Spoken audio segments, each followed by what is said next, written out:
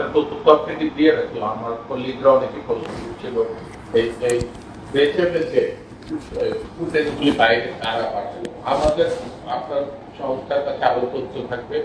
আল জাজিরার satellite link ব্যাপকভাবে ব্যবহৃত হয়েছে এই মিথ্যা তথ্য প্রচার করার জন্য। তারা হেফাজতের আমল থেকেই ওই সময় থেকেই এভাবে এই কাজ করে আসছে। ওয়ান সাইডেড সম্পূর্ণ মিথ্যা। হ্যাঁ, পৃথিবীর বহু দেশে কিন্তু আল জাজিরাকে নিষিদ্ধ করেছে। আপনার বিবেচনা অন্তত তাদেরকে ডেকে আল জাজিরা দেখানো এবং কাতার সরকারকে এই সম্পর্কে প্রতিবাদ পাঠানোর প্রয়োজন বলে আমরা মনে করি। হ্যাঁ, আমি আল জাজিরাটা দেখেছি।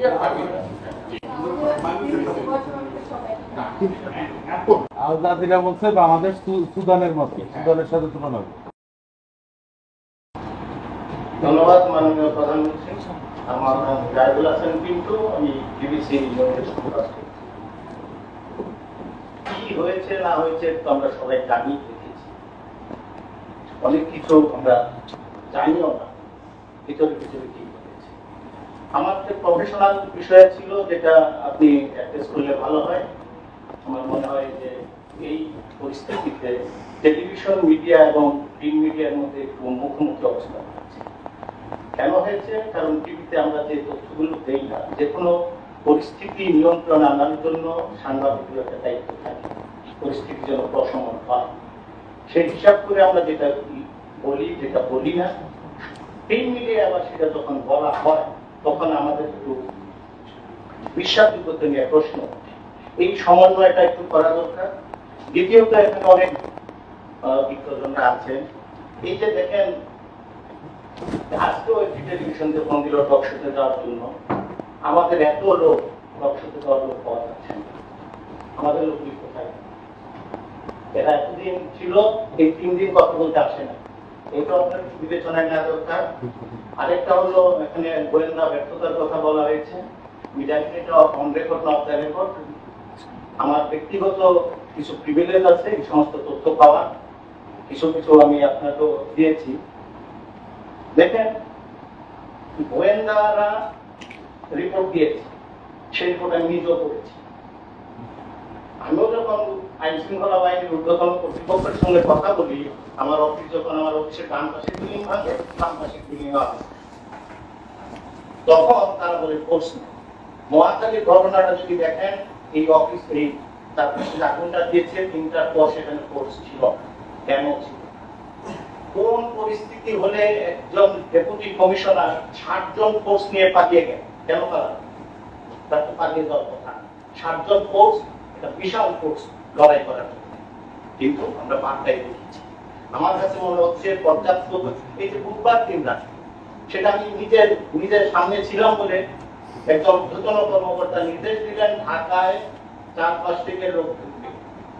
গোয়েন্দা তথ্য ছিল এবং ছিল বলেই ঢাকার চারপাশে পুলিশটাই বসেছিল। কেন বসেছিল? তথ্য ছিল।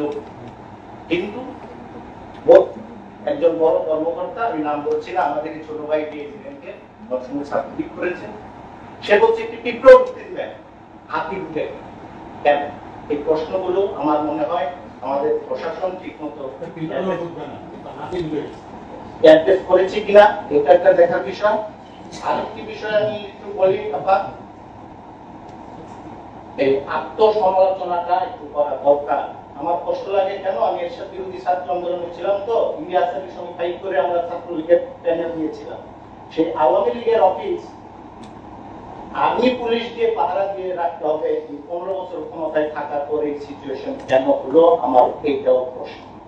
আমি এইটাও জানতে